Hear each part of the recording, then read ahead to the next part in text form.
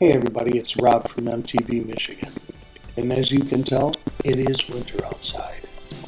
And as a big guy, I get a lot of questions from other big guys as to how do you get out there and ride in the snow.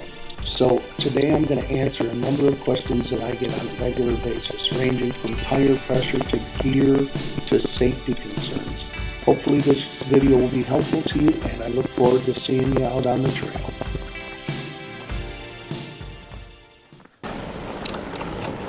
Yeah, for some of us, bad biking season, winter season, snow riding, whatever you want to call it, is just the bomb. You drop the pressure in your tires and you just go and enjoy the trail.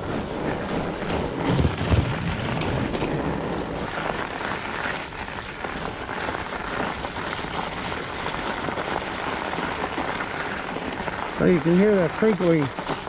One thing that has been a bit of a challenge about Michigan winters, southeast Michigan winters, is that past few years, instead of experiencing a decent snowfall, you know, that'll stay and then be cold and the snow will pack, what happens is we're getting cold nights, a snowfall, warm days, and people want to enjoy it, and by all means do so.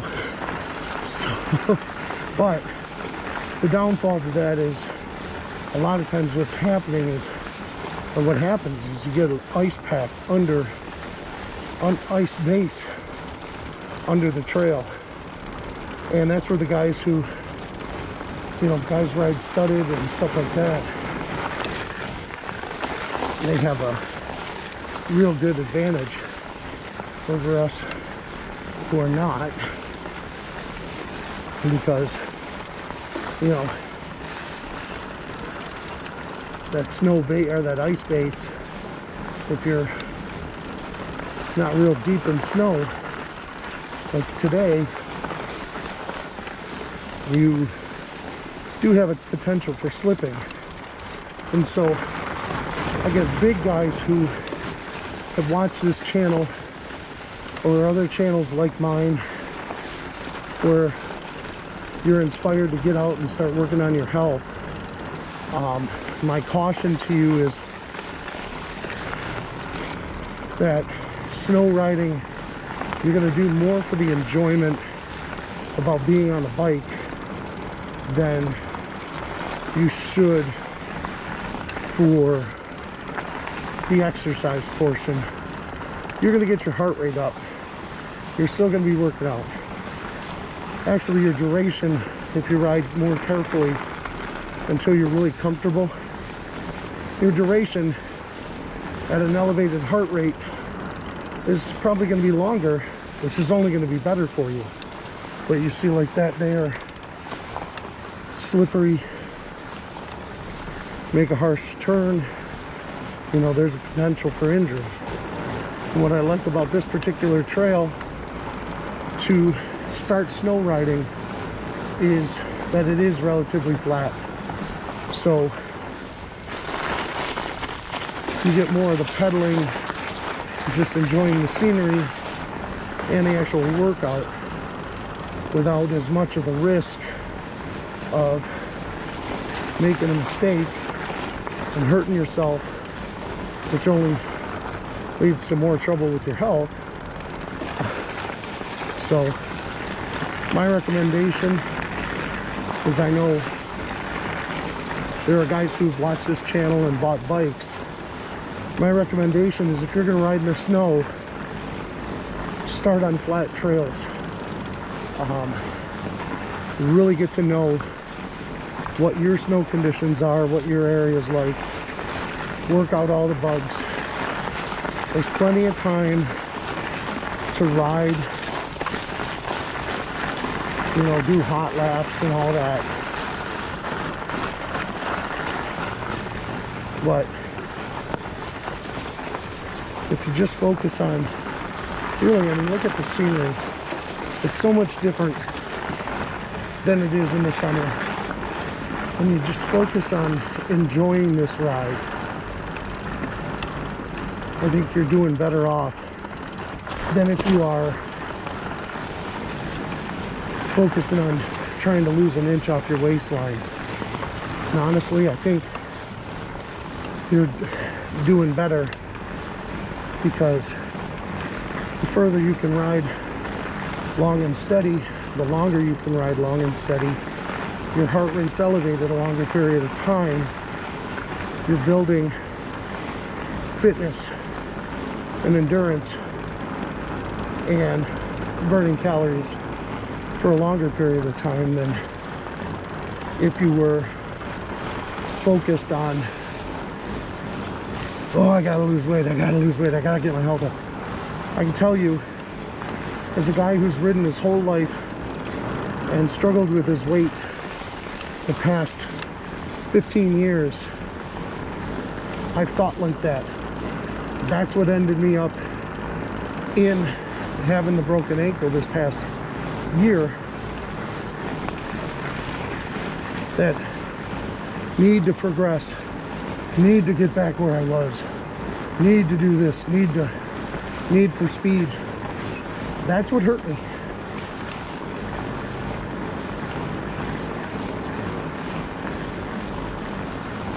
So my advice to bigger riders is start slow in the snow. Don't worry about, you know, oh, I did this 7-mile trail in 48 minutes in the summer, so I want to be 48 minutes in the winter.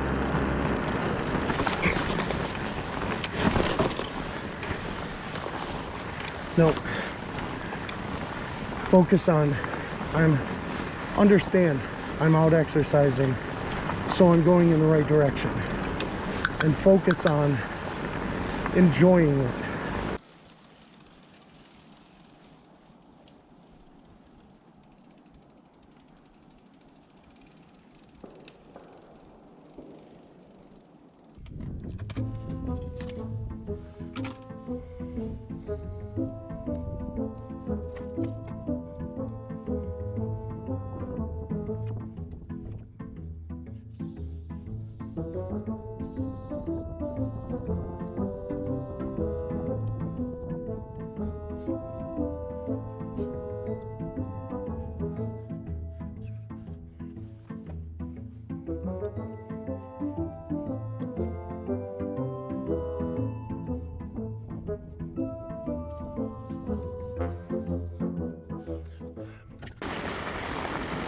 So once you've worked your tire pressure and stuff like that, and you're riding along and you see, you know your conditions are somewhat icy, and you see something like that where there's roots in the trail, understand that they're going to be slick,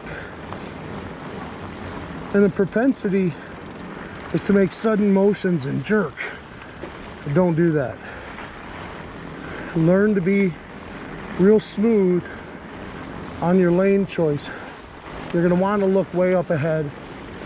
You're going to want to just ride as smooth as you can to avoid things like that, while at the same time, if they're unavoidable, you're going to end up having to work different ways. Remember, you have pedals below you, so you want to avoid something slippery with your front tire. Just a little wheelie, put the front end over it.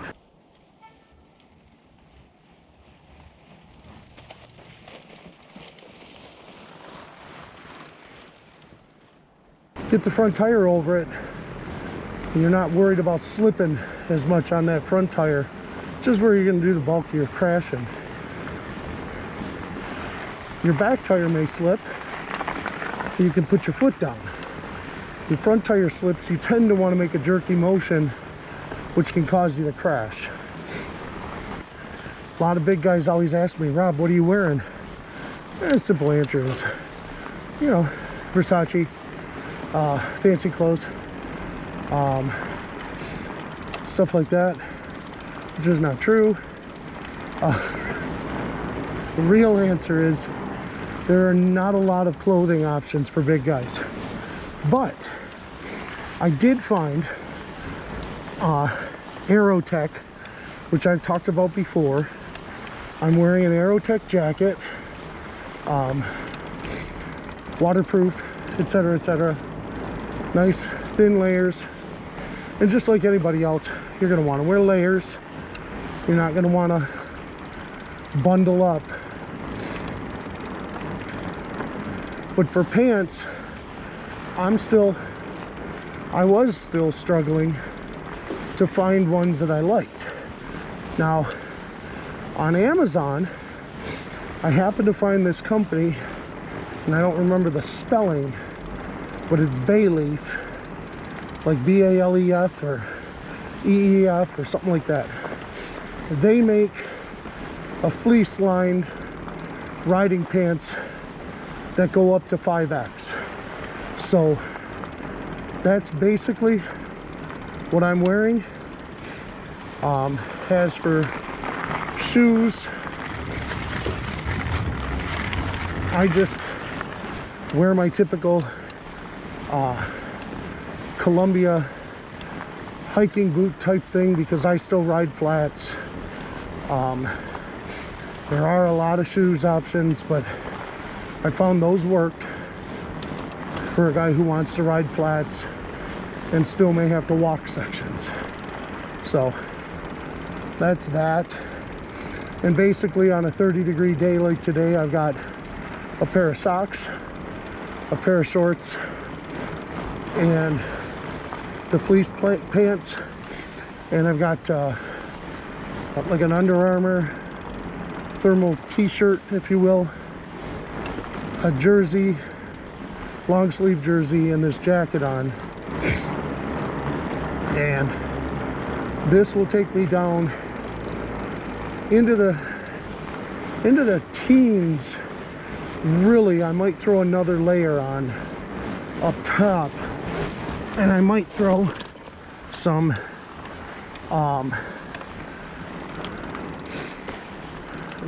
leg warmers, Jane Fonda style.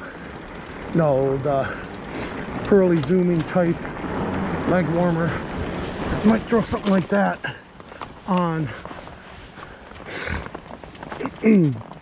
over my knees.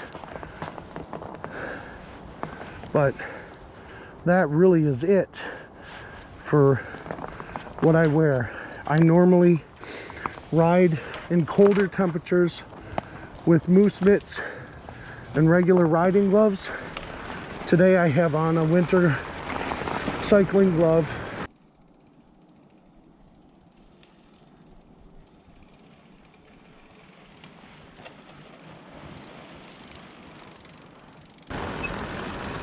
You see that?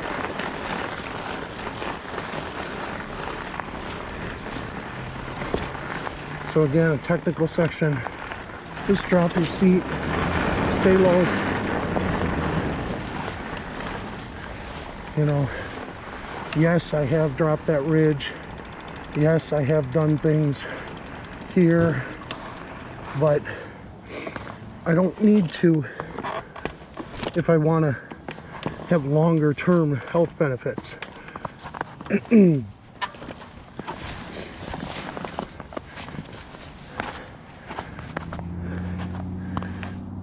Sometimes you just got to say to yourself, no shame in my game if I'm working.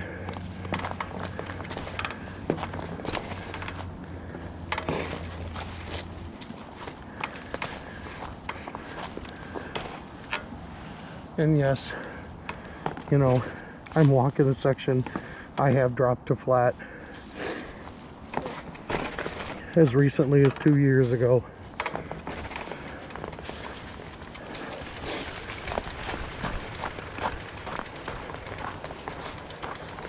But you know what? I'm not laying at the bottom of it today.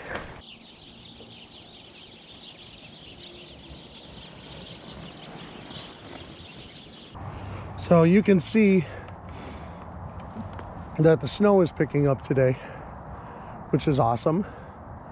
But one of the other things that's really important about riding in the snow is eye protection. Do yourself a favor, invest in a set of goggles. Snow will bite your face, whereas rain will just kind of make you wet and annoy you. So I would recommend getting a set of goggles. You can find goggles anywhere. Get them. Put them on and enjoy it. But that's what it's like to ride in the snow. If you're a first timer, big guy like me, it's a lot of fun. You know, but like I said, pace yourself, be careful.